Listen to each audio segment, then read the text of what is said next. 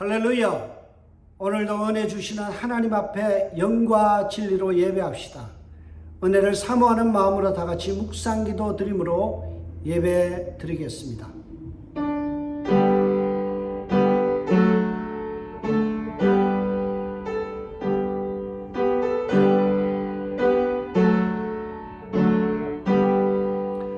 하나님이여 은혜를 베푸소서. 하나님이여 내게 은혜를 베푸소서. 내 영혼이 주께 피하되 주의 날개 그늘 아래서 이 재앙이 지나갈 때까지 피하리이다. 아멘. 오늘도 은혜 주시는 하나님, 우리의 피난처가 되셔서 우리를 보호하시는 그 하나님 앞에 감사, 찬양과 경배와 영광을 올려드립니다. 오늘 또한 하나님의 그 크신 은혜를 사모하며 모인 모든 백성들 위해 하늘 문을 여시고 존귀하시며 놀라우신 하나님의 은혜를 한없이 내려 주시옵소서. 갈망합니다. 또한 소망합니다. 주의 은혜 속에 있기를 간절히 기도하며 예수님의 이름으로 기원하옵나이다. 아멘. 오늘 우리에게 주시는 하나님의 말씀은 창세기 4장 8절에서 16절까지의 말씀입니다. 가인이 그의 아우 아벨에게 말하고 그들이 들에 있을 때에 가인이 그의 아우 아벨을 쳐 죽이니라. 여호와께서 가인에게 이르시되 내 아우 아벨이 어디 있느냐? 그가 이르되 내가 알지 못하나이다. 내가 내 아우를 지키는 자니까. 이르시되 내가 무엇을 하였느냐? 내 아우의 핏소리가 땅에서부터 내게 호소하느리라. 땅이 그 입을 벌려 내 손에서부터 내 아우의 피를 받았은즉 내가 땅에서 저주를 받으리니 내가 밭을 갈아도 땅이 다시는 그 효력을 내게 주지 아니할 것이요 너는 땅에서 피하며 유리하는 자가 되리라. 가인이 여호와께 이르되 아뢰되 내 죄벌이 지기가 너무 무거우니이다. 주께서 오늘 이 지면에서 나를 쫓아내시온즉 내가 주의 낯을 배우지 못하리니 내가 땅에서 피하며 유리하는 자가 될지라. 물은 나를 만나는 자마다 나를 죽이겠나이다. 여호와께서 그에게 이르시되 그렇지 아니하다. 가인을 죽이는 자는 벌을 7배나 받으리라 하시고 가인에게 표를 주사 그를 만나는 모든 사람에게 죽임을 면하게 하신다. 가인이 여호와 앞에서 떠나 에덴 동쪽 노 땅에 거주하더니. 아멘.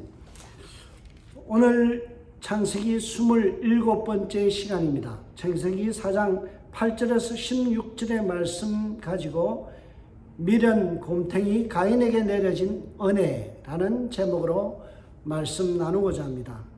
오늘도 몇 가지의 질문을 드리므로 오늘 본문과 연결해서 해답을 찾아가고자 합니다. 첫 번째 질문은 살인한 가인에게 하나님께서 내린 판결이 어떤 의미가 있는지 라는 것입니다. 두 번째, 또한 그 판결 이후에 하나님께서 가인에게 주신 표, 그 은혜의 증거의 표가 무슨 의미인지 이 두 가지의 질문이 있고요. 또 마지막으로는 우리가 많이 궁금해하는 가인과 아벨 외에 또 다른 형제가 있었는가? 라는 이런 질문이 있습니다. 여러분, 우리는 미련한 사람을 비유해서 미련 곰탱이 그런 표현을 하지요. 성경에서 정말 미련한 사람, 미련 곰탱이 같은 사람을 어떤 사람으로 꼽을까요? 그것은 죄를 우습게 여기는 사람, 심상히 여기는 사람이라고 성경은 말씀합니다. 잠언 14장 9절에 보면 미련한 자는 죄를 심상히 여기느니라. 죄를 우습게 여기는 사람은 미련한 사람이에요. 왜냐하면 죄는 정말 무섭거든요. 죄는 번식하고 성장하기 때문에 무서워해야 돼요. 아더 핑크라는 학자가 창세기 3장은 죄가 시작되는 것을 드러내지만 4장, 오늘 본문은 죄가 자라며 열매 맺는 것을 드러내고 있다. 이렇게 주석합니다. 죄는 그냥 있지 않습니다. 죄는 번식하고요, 성장하는 특징을 가집니다. 아담과 하와에게서 죄성을 물려받은 이 가인을 보면 죄지은 아담과 하와보다 더욱더 난폭해지고 매우 비열해지는 것을 보게 됩니다. 오늘 본문 8절을 보시기 바랍니다. 가인이 그의 아우 아벨에게 말하고 그들이 들에 있을 때 가인이 그 아우 아벨을 쳐 죽이니라. 여러분, 적어도 아담과 하와는 선악과를 따먹고 하나님 앞에 범죄했을 때 고작해야 변명하거나 또는 남에게 책임을 회피하고 화살을 돌리는 수준에 지나지 않았어요. 근데 오늘 가인을 보면요, 자신의 분노를 참지 못하여 동생을 분풀이 희생양으로 삼아서 들에서 쳐 죽여버립니다. 죄는 심각한 결과를 초래한다는 것을 우리는 오늘 본문을 통해서 배워야 되고요.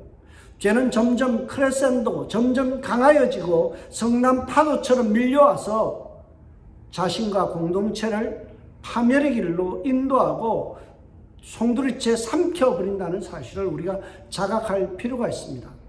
오늘 본문에서 먼저 살필 것은요, 분노를 삭히지 못하면, 우리 속에 그 남을 향한 미움과 분노가 극에 달하면 어떤 일이 벌어져요? 비열해지고 아주 음흉해집니다. 오늘 본문에 보면 가인이 점점 비열해지는 초라한 모습을 우리는 발견할 수 있습니다. 오늘 본문에 보면 아벨에게 뭘 했다고 이야기해요? 말했다라는, 어떤 말을 했을까요? 이 말하다라는 말이 히브리어로 아마르라는 동사인데요, 이 말에는 두 가지의 이중적인 극단의 의미가 숨겨져 있습니다. 이사야 3장 10절에 보면 이 아마르라는 단어가 높이다, 칭찬하다, 칭송하다는 의미고요, 에스더 1장 18절에는 정반대의 의미로 해석이 되어져요. 경멸하다, 업신여기다. 오늘 지금 가인이 동생 아벨에게 말하는 것은 어떤 의미가 있는가 하면, 가인은 겉으로는 아벨에게 너는 좋은 예배자야 칭찬하고 칭송합니다. 그러나 속으로는 어떤 마음을 품어요? 니까짓게 뭐 그리 대단해, 업신여기고 경멸하는 마음을 떨쳐내지 못하죠. 우리말에 겉다르고 속다른 사람, 그가 바로 가인입니다. 참 비열하죠. 그 비열함을 성경은 말하고라는 이 단어를 통해서 우리에게 여지없이 드러내고 있습니다. 그 비열함이 극에 달했을 때 어떤 일이 벌어져요? 가인은 아벨을 들에서 쳐 죽여버립니다. 여기서 쳐 죽이다라는 단어가 히브리어로 하락라는 단어인데요, 하락이라는 단어는 의도적인 살인을 지칭하는 단어예요. 과실치사와 같은 실수가 아님을 성경은 이야기해 주고 있어요. 그래서 브루스 윌키는 오늘 본문을 주석하면서 이렇게 이야기합니다. 질투 어린 광기에 빠진 가인, 질투심에 너무나 빠져 있어서 미쳐버린 사람. 여러분, 저와 여러분이 그런 모습 아닌가요? 저와 여러분의 속에 질투심에 극에 달해서 미쳐 날뛰며 광기 어린 짓을 하지 않나요? 여러분, 죄는 한 괴인을 미쳐 날뛰게 만들고요, 자아 분열을 일으켜서 극과 속이 다른 이중적인 모습을 드러내고 매우 비열한 행동을 하게 만든다라는 사실이에요. 여러분, 죄를 심상히 여겨서는 안 돼요.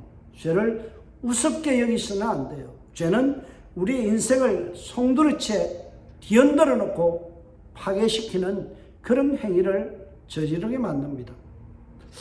여러분, 오늘 본문을 보면서 저는 한 가지 질문을 갖게 돼요. 그게 뭔가 하면, 왜 가인이 아벨을 죽였을까?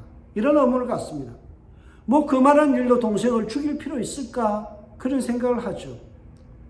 그런데 오늘 본문은 분명히 의도적으로 살인을 했다라고 이야기합니다.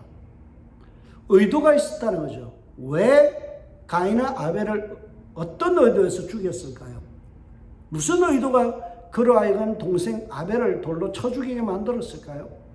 그것은 독점하고 싶어하는 욕구입니다. 부모와 하나님으로부터 사랑받는 동생을 제거함으로써 그 사랑이 오롯이 자기에게 향하기를 원하는 그런 마음이에요. 여러분, 아벨이 제거되면요, 자신밖에 없다는 거예요. 공부를 1등, 2등 하는 사람 중에서 1등이 제거되고 나면 2등만 덕을 보죠. 칭찬을 받잖아요. 그와 같이 독점하고 싶고 뭔가 대안으로서 자기만 부각되고 싶은 그런 욕구가 바로 가인의 마음이에요. 여러분, 우리에게도 그런 마음이 있잖아요. 독점하고 싶은 욕구. 저 사람이 좀 사라져 줬으면, 우리 교회에서 목사님과 성도들에게 나만 사랑받고 싶은데 유독 저 사람이 튀어서 나에게 불편함을 느끼는 사람이 있잖아요. 그게 바로 가인의 마음이에요. 그런 사람을 제거함으로써 결국 내가 돋보이고 싶다라는 거죠. 한마디로 가인은 사이린을 통해서 이제 대안이 없잖아요. 그러니 나만 예뻐해 주세요. 내가 독점하고 싶어요. 라는 것을 노골적으로 유치하게 드러내고 있다라는 거예요. 가인의 생각은 매우 유치한 발상입니다. 아더 핑크는 오늘 본문을 추석하면서 이런 이야기를 합니다. 하나님께 인정받는 동생을 죽여서라도 자신의 장자권을 지키려는 가인의 죄성, 자기가 장자, 내가 으뜸이 되고 싶은데 저 동생 때문에 내가 희생당한 것이 싫어서 결국에는 죽였다는 거예요. 독점하고 싶은 마음, 나의 기득권을 지키고 싶은 마음, 그것 때문에 어때요? 사람을 죽였다는 거죠. 이러한 유치한 마음을 품고 부모와 하나님을 이겨 먹으려는 가인인데요, 그 가인에게 하나님께서 찾아오셨어요. 그리고 질문하십니다. 뭐라고 질문하세요? 내 아우 아벨이 어디 있느냐? 내 아우 아벨이 어디 있느냐? 여러분, 이 질문 어디서 들어본 것과 같지 않나요? 이 질문은 선악과를 따먹은 아담에게, 범죄한 아담에게 하나님께서 질문하셨잖아요. 아담아, 내가 어디 있느냐? 내 아우 아벨이 어디 있느냐? 매우 흡사한 질문입니다. 여러분, 이 질문을 하나님께서 왜 하셨을까요? 하나님은 아벨이 죽은 것을 모르고 그 시체가 어디 있는지 몰라서 물었을까요? 아니에요. 다 아시지만 가인에게 자기 입술로 죄를 자백하고 회개할 수 있는 기회를 주신 거예요. 그럼에도 불구하고 가인은 회개하거나 자백하지 않습니다. 하나님의 질문에 대하여 가인은 두 가지의 대답을 오늘 본문을 통해서 드러냅니다. 첫 번째 대답은 내가 알지 못하나이다. 두 번째 대답은 내가 내 아우를 지키는 자니까. 이 대답은요, 하나님 앞에서 거짓말과 책임 회피를 드러내는 답변이에요. 첫 번째 대답인 내가 알지 못하나이다 라는 말은 명백한 거짓이죠. 왜냐하면 자기가 동생을 쳐 죽였기 때문에 결국에는 어디 있는지 알아요. 시체가 어디 있는지 알았고 그가 죽은 장소와 매장지가 어딘지 가인은 알았어요. 그런데 내가 알지 못하나이다 라는 말은 천연덕스러운 거짓말에 지나지 않아요. 여러분, 마귀는, 사단은 거짓의 아비입니다. 거짓말 한다는 것은 우리의 영혼이 사단에게 틈을 보이고 있다, 사단의 놀잇감이 되고 있다라는 증거입니다. 여러분, 거짓말을 우습게 생각해서는 안 돼요. 두 번째로 보면은 가인이 하는 대답이 매우 충격적이고 매우 문제가 많은 발언이에요. 두 번째 대답이 뭔가요? 내가 내 아우를 지키는 자니까. 내가 내 아우를 지키는 자니까. 이 말은 매우 책임 전가적이고 책임 회피적인 발언이에요. 지금 내가 아우를 지키는 자니까 라는 이 말은 누구에게 책임이 있다라는 거예요? 하나님에게 책임이 있다라는 말이에요. 하나님에게 책임을 전가시킵니다. 여기서 지키다라는 말이 히브리어로 쇼메르라는 단어인데요, 법적인 보호자, 가디언을 이야기합니다. 그런데 구약 성경에서 가디언, 인간의 가디언, 이스라엘의 가디언, 보호자는 누구예요? 하나님밖에 없어요. 시편 121편 4절에서 8절에 보면 쇼메르, 지키다라는 단어가 5번 등장하는 그 본문이 있어요. 거기에 보면 어떤 말씀이 있어요? 이스라엘을 지키는 자는 졸지도 주무시도 아니하시니라. 여러분, 하나님은요, 인간을 지키시는 분이시고 보호자세요. 법적인 보호자는 하나님밖에 없어요. 그러니 가인이 내뱉은 말, 내가 아우를 지키는 자입니까? 라는 이 말은요, 누가 지켜야 된다는 말이에요? 하나님. 법적인 보호자는 하나님이 지켜서야 된다는 말이에요. 하나님 나는 아우의 법적인 보호자가 아닙니다. 법적인 보호자는 하나님이시잖아요. 그러니 내가 살인하는 동안에 아무런 죄절을 하지도 아니하고 방치했고 방관했다 하나님이 잘못이세요. 이 말을 하고 있는 거예요. 참 뻔뻔하죠. 죄는 이렇게 변명의 달인으로 모습으로 드러납니다. 뻔뻔함으로 드러납니다. 터무니없는 변명으로 일관하게 만듭니다. 아우를 해친 후에 이제 그 책임까지 부인하며 하나님 탓을 하고 있어요. 하나님이 기대했던 말은 하나님 내가 덕죄했습니다. 내가 미움 속에서 그것을 자제하지 못해서 돌로 쳐 죽였습니다. 내가 죄인입니다. 이 고백을 하나님은 하시기를 원했었을 거예요. 그런데 그렇게 이야기하지 않아요. 변명을 일관하죠. 어쩌면 아버지 아담과 똑 닮은 모습입니다. 부전자전이에요. 선악과를 따먹고 어떻게 해요? 아내 탓하죠. 내 탓 아니라는 거예요. 하나님이 만든 뱀이 문제고 하와가 문제다라고 이 아담이 그렇게 이야기하죠. 그래서 브루스 윌키라는 학자는 오늘 본문을 주석하면서 자신의 무고함을 주장하는 그의 행동은 은폐를 시도한 자기 아버지의 행동을 반복한다. 아버지의 행동을 반복한다. 여러분, 죄는 대물림이 되어진다는 사실이에요. 여러분, 죄는 아버지에게서 드러난 죄는 자식에게 유전되어지고요. 그 모습을 그대로 배워간다는 거예요. 그래서 결국에는 가정 공동체가 파괴되어지고 망쳐지는 거예요.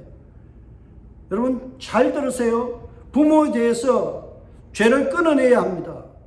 우리가 그렇지 않으면 자식에게 죄가 대물림되어지고 그것을 물려받은 자식들은 양심이 굳어져서 자기 탓을 하지 아니하고 변명으로 일관하며 하나님 탓을 하며 하나님 앞에 대드는 일들을 자행하는 거예요.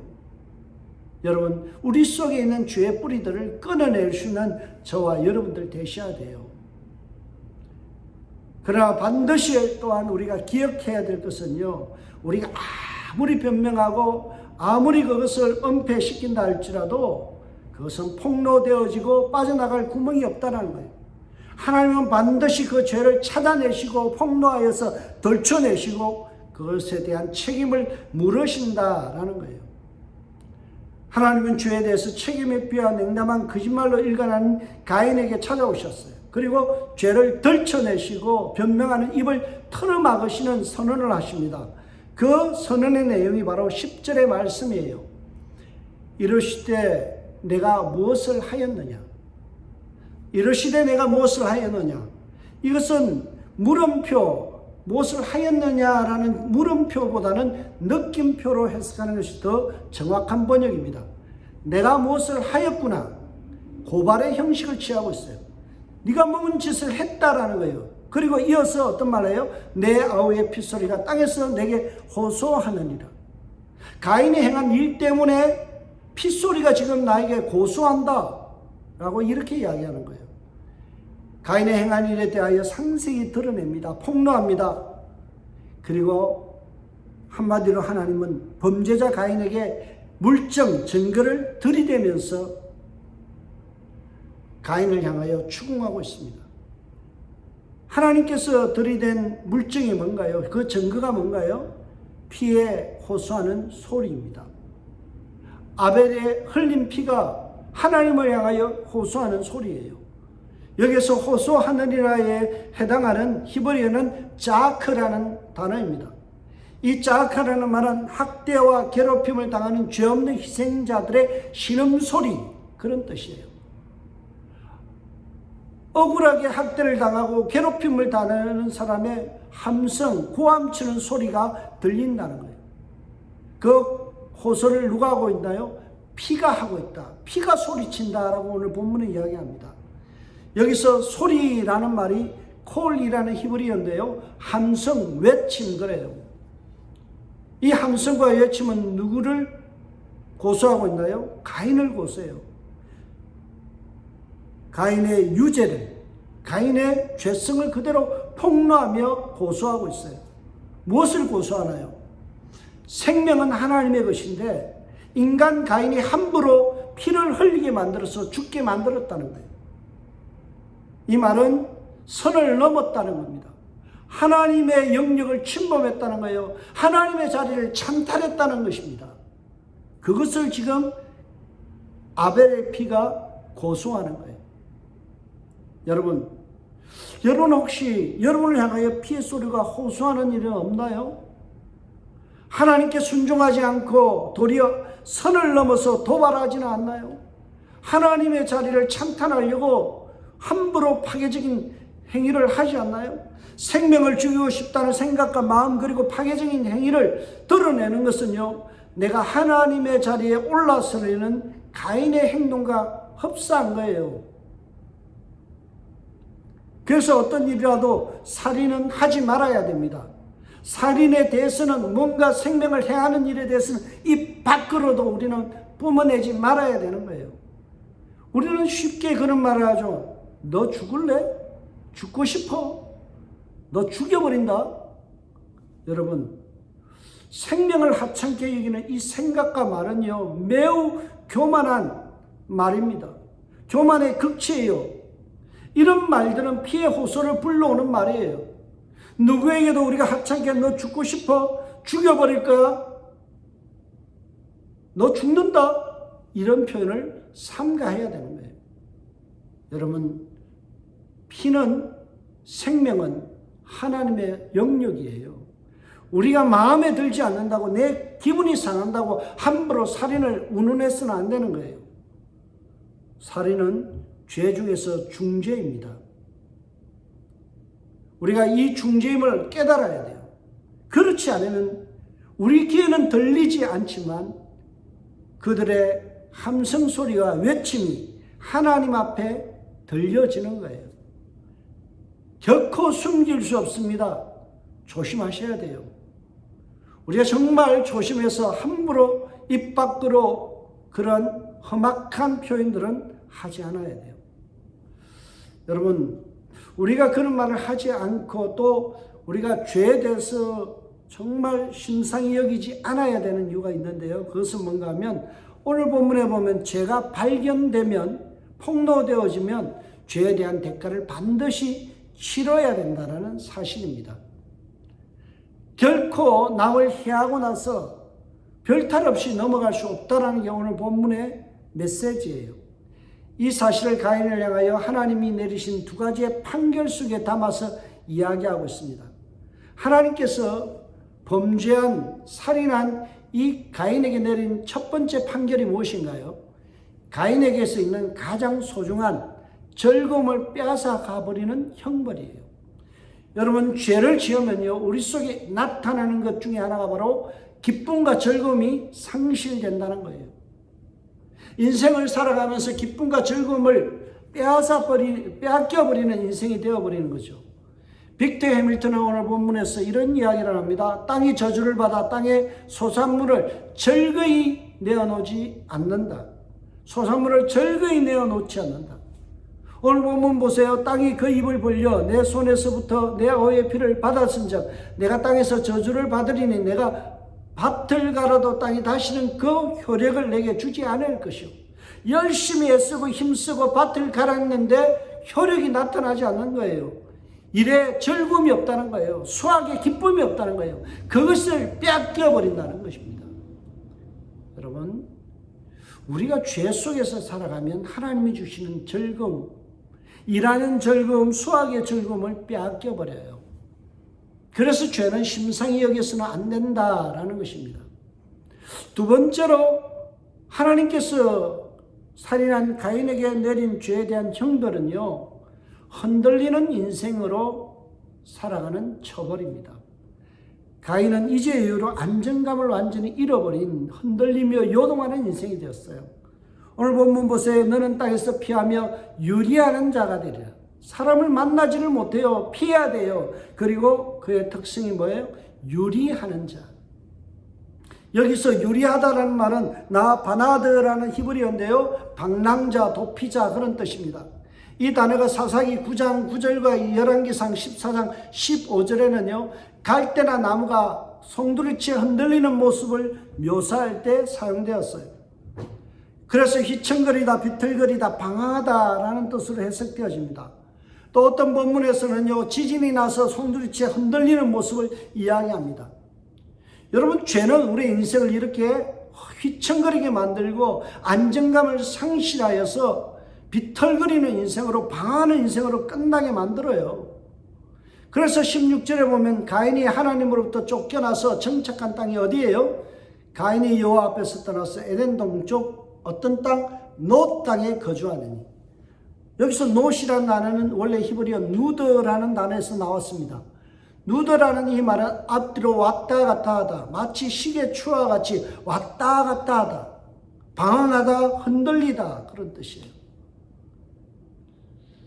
가인이 에덴 동쪽 노 땅에 거주했지만 그의 인생은 뿌리 내리지 못해요.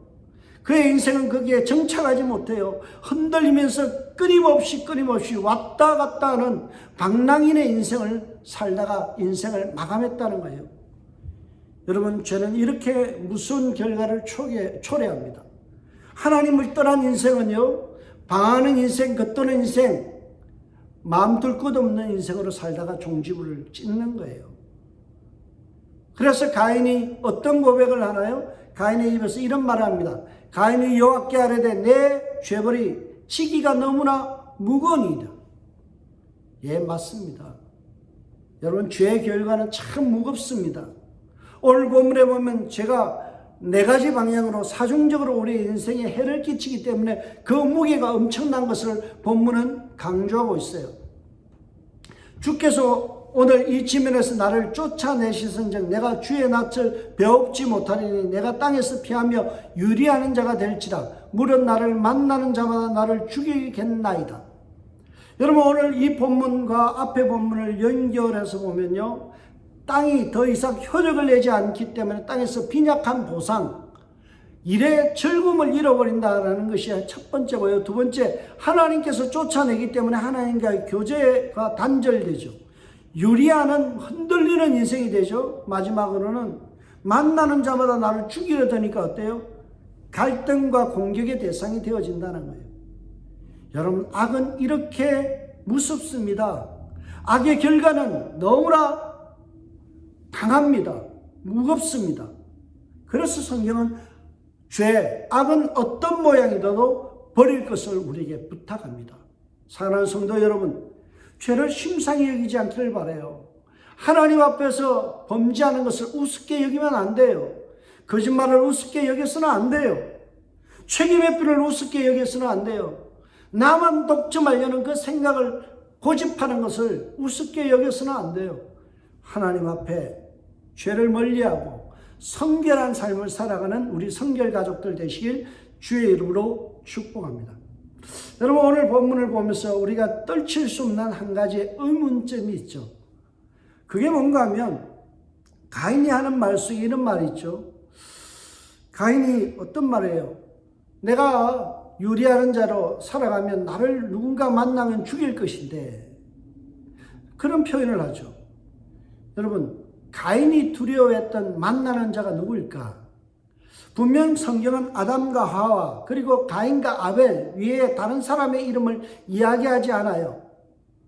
그런데 다른 사람이 있다라는 이 말은 그 당시에 아담과 하와와 가인 위에 다른 인류가 존재했는가라는 질문입니다. 여기에 대해서 여러분 어떻게 생각하세요? 성경은 그렇다, 존재했다라고 이야기합니다. 그 근거를 우리가 볼 수 있죠. 가인과 아벨 위에 세상에 다른 사람이 존재했음을 알 수 있는 것이 17절에 나옵니다. 17절에 뭐라고 나와요? 가인이 아내를 맞이했다. 여러분, 아내라는 말은 여자죠. 여자가 있었다는 거예요. 누구의 여자예요? 아담과 하와가 낳은 또 여자가 있었다는 거예요. 딸이 있었다는 거죠. 그리고 뒤에 읽어보면 가인이 도시를 건설하고 성을 쌓았다. 사람들이라는 복수형을 말하고 있어요. 여러분, 이 말씀을 통해서 우리가 알 수 있는 것은 분명히 가인 이외에 아담과 하와에 또 다른 자녀가 있었다는 거예요. 여러분, 성은 그리고 도시는 혼자 살면 필요 없는 거예요. 그런데 성을 쌓고 도시를 만들었다는 것은 결국 많은 사람이 그 당시에 있었고 아담과 하와가 또 다른 자녀를 많이 낳았다라는 이야기입니다. 그러면 왜 성경은 아담과 하와의 자식 중에서 가인과 아벨만 기록했을까요? 여기에 대해서 성경학자들은 이렇게 해석합니다. 대표성의 원리, 대표성의 원리. 여러분, 마태복음 1장에 보면 족보가 나오죠. 누가 누구를 낳고 누가 누구를 낳고. 거기에 보면 한 아버지 밑에 한 자녀만 기록해요. 그 외에 그러면 항상 독자로만 아이를 낳았다는 소리일까요? 아니에요. 많은 자녀들이 있지만 가장 대표적인 아들의 이름만 기록했던 거예요. 별 볼 일 없는 인물에 대해서는 소개를 빼버린 거죠. 이게 바로 대표성의 원리입니다. 성경은 아담과 하와의 자녀 중에서 가장 대표적인 인물 가인과 아벨만 언급했어요. 나머지 언급하지 않는 엑스트라 같은 다른 인류에 대해서는 없었던 것이 아니라 있었지만 중요성이 없기 때문에 빠졌다라고 보는 것이 타당한 해석일 것입니다. 이렇게 되면 가인이 두려워했던, 만나서 자기를 죽이려고 했던 대상이 누군가요? 바로 형제 자매예요. 아담과 하와가 낳은 또 다른 자식들이잖아요.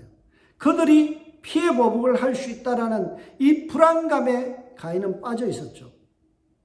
같은 부모 안에서 태어났지만 그 형제가 자매가 나를 죽일 수 있다라는 이 노이로제, 불안감 속에서 가인은 살아갔어요. 여러분, 그러나 우리가 여기서 오늘 주목해야 될 부분은 가인 위에 다른 형제가 있었느냐, 이것보다 더 중요한 것은요, 죄가 얼마나 심각한 결과를 초래하는가라는 것입니다. 인간에게 내려진 피폐한 어떤 형편에 대한 내용이 오늘 본문의 핵심이에요. 죄는 우리로 하여금 형제 간에도 갈등하게 만들고, 죄는 결국에는 형제가 형제를 죽이는 일도 벌어질 수 있다라는 거예요. 피해 대가, 피해 보복이 일어날 수 있다는 거예요.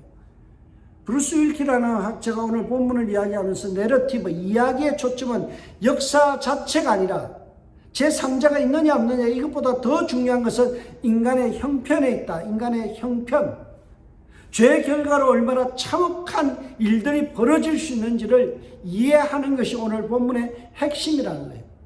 무대 위에 있는 주인공 셋만 기억하면 되지 엑스트라가 몇 명이냐, 이것은 우리에게서 부차적인 해석이고 부차적인 관심이에요. 본문의 핵심은 죄는 우리의 행복을 송두리째 빼앗아버리고 우리의 죄를 파괴한다는 사실이에요.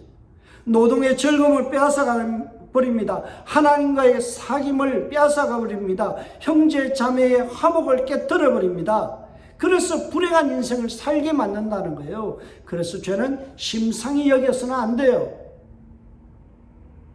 여러분, 죄를 심각하게 생각할 수 있는 저와 여러분들 되시길 바랍니다. 그러나 성경에서 말씀하듯이 죄가 많은 곳에 은혜가 많다라는 표현처럼 범죄한 가인 속에 하나님의 은혜의 물줄기는 거치지 않습니다. 하나님은 범죄한 영혼을 포기하지 않았어요. 비록 죄를 지은 가인이지만 은혜를 베푸세요. 그래서 빅터 해밀턴이라는 학자가 15절과 16절에서 이렇게 이야기합니다. 내러티브, 이야기에서 강렬한 전환, 트랜짓이 일어나고 있다. 어떤 트랜짓, 전환이 일어났어요? 죄는 모든 것을 빼앗아 가버렸지만 하나님의 끊임없는 사랑, 죄인을 향하시고 구원하시고자 하는 하나님의 풍성한 은혜와 회복의 역사는 끝나지 않았다는 거예요. 여호와께서 그에게 이르시되 그렇지 아니하다. 가인을 죽이는 자는 벌을 7배나 받을 것이라 하고. 여러분, 꼴도 보기 싫은 이 가인 같은 사람은 하나님은 보호하겠다고 나서요. 법적인 가디언, 이 보호자가 되겠다는 거예요. 하나님 앞에 당신이 보호자라고 그렇게 책임 돌렸던 가인을 향하여 그래, 내가 너의 가디언, 너의 보호자가 되어줄게 라고 말씀하죠. 이것이 하나님의 사랑이며 하나님의 본성입니다. 그래서 하나님의 보호의 수단인 표를 줍니다. 히브리어는 오트라고 되어 있죠. 마크. 가인에게 표를 주사 그를 만나는 모든 사람에게 죽임을 면하게 하신다. 여러분, 여기 오트가 뭘까요? 표가 뭘까요? 오트라는 것은 문신이나 머리 모양으로 해석할 수 있지만 차준희 박사님은 이 표는 하나님의 용서와 자비의 표이다. 하나님의 용사심과 자비하심을 드러내신 인치심이라는 거예요. 죄로 물들어 홍수 심판을 받은 인간에게 하나님은 무지개라는 표를 주시면서 심판하지 않겠다. 그 표를 통하여 이제부터는 내가 너를 보호하겠다, 보호자가 되겠다, 가디언이 되겠다 선언해 주신 거예요. 그래서 하나님이 가인에게 주신 이 표는 구원과 구속의 상징이며 표입니다. 하나님은 죄인 속에 구원의 표를 주셔서 죄인을 구속하시고 보호하시기를 절개하십니다. 그게 하나님의 본심이세요. 성경은 면면이 표를 통하여 하나님의 구원의 역사를 이루어가셨던 일들을 이야기합니다. 조금 전에 이야기했던 홍수 심판 때에 있었던 무지개표, 여호수아 시대에 있었던 기생 라합의 집에 내려졌던 두 줄의 표, 또 우리가 잘 아는 이스라엘 백성들이 출애굽을 할 당시에 10번째 재앙, 장자를 죽이실 때에 그때 재앙이 임할 때 문설주에 양의 피를 바른 가정마다 패소버, 유월절 넘어갔던 그 재앙이 넘어갔던 그 사건. 그래서 문설주에 있는 피, 그 표를 받는 사람들마다 구원을 받죠. 이처럼 성경은 표는 구원을 상징합니다. 여러분, 요한계시록 14장에 보면 짐승의 표 666과 상반되는 성도의 이마에 찍혀있는 표가 있다라고 말씀하죠. 이 표를 받은 사람은 구원받는다라고 이야기합니다. 여러분, 이 표가 뭘까요? 요한계시록 14장에 이야기하는 성도의 이마에 찍힌 표가 뭘까요? 저는 십자가다, 그렇게 생각되어집니다. 여러분, 천주교나 성공에서는 견진성사를 하죠. 절기를 맞아서 이마에다가 십자가 숫으로 이렇게 그어줍니다. 십자가의 표를 이야기하죠. 예수님의 십자가가 바로 구원의 상징이며 구원의 표입니다. 이미 예수님의 십자가의 사건이 우리의 죄를 용서하신 사죄의 표임을 믿는 자마다 구원을 받는 거예요. 할렐루야.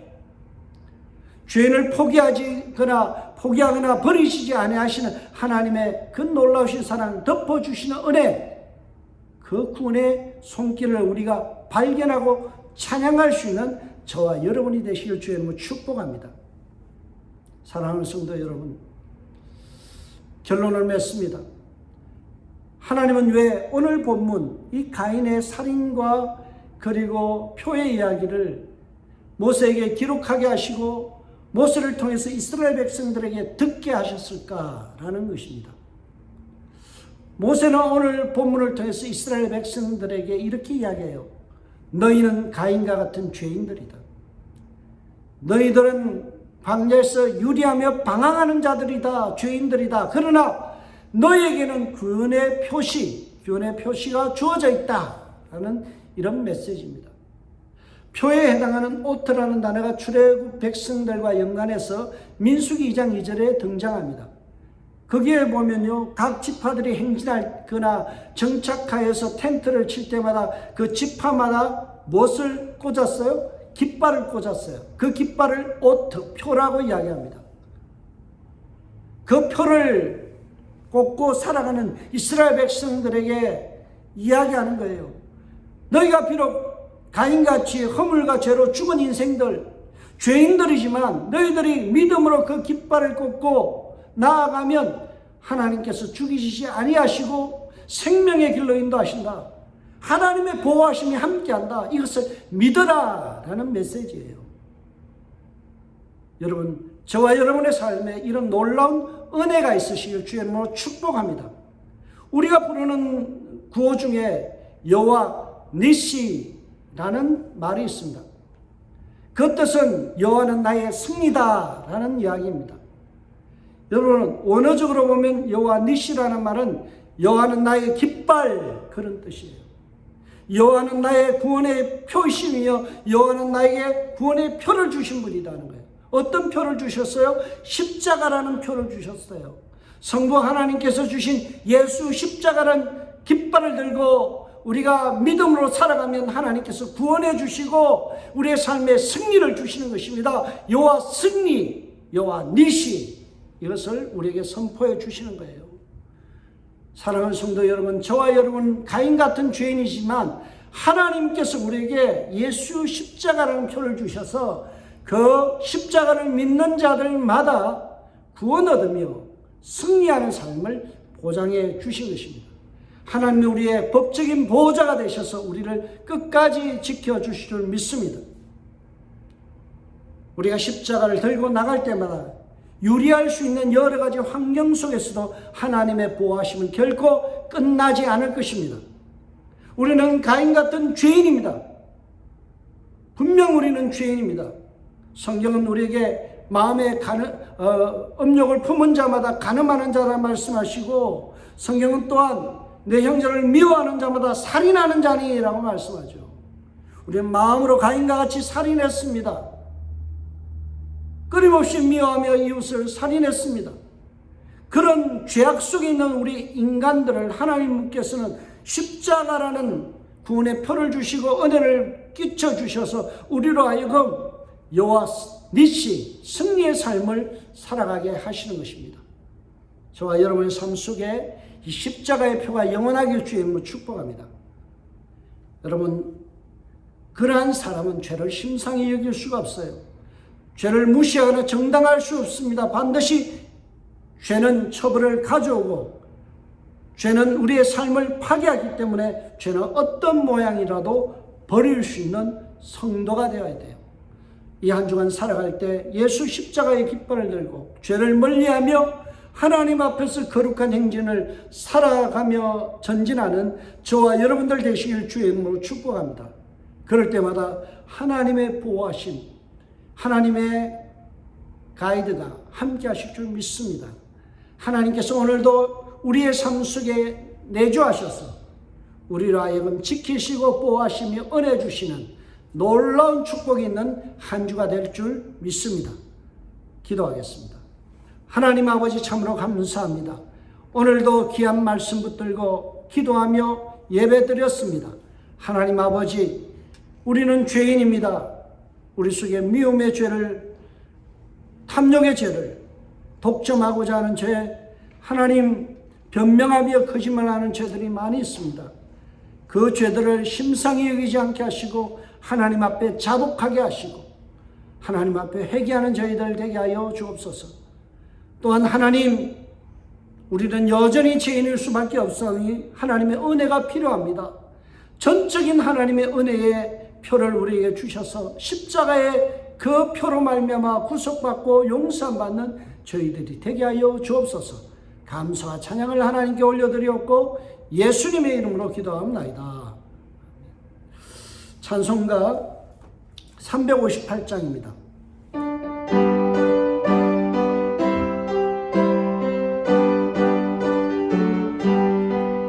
주의 진리 위해 십자가 하늘 높이 들고서 주의 군사 되어 인내스럽게 찬송하며 나가세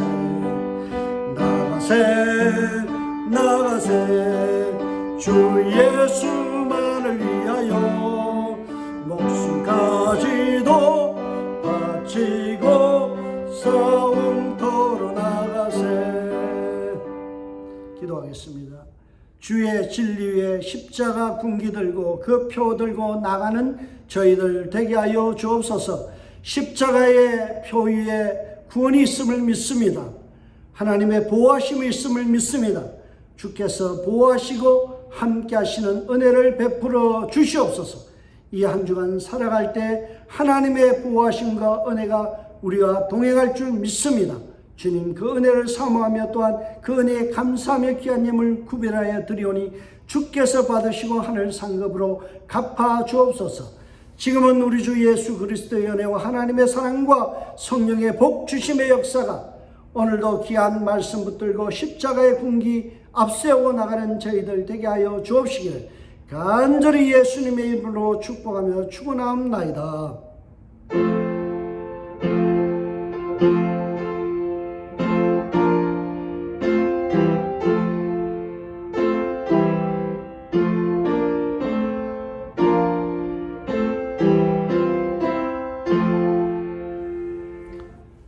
예배를 마쳤습니다. 여호와 니시, 하나님께서 승리 주실 것입니다. 여러분에게 들려져 있는 하나님 나의 깃발, 이 표를 잊지 않고 살아가는 한 주간이 되실 주의 이름으로 축복합니다. 샬롬.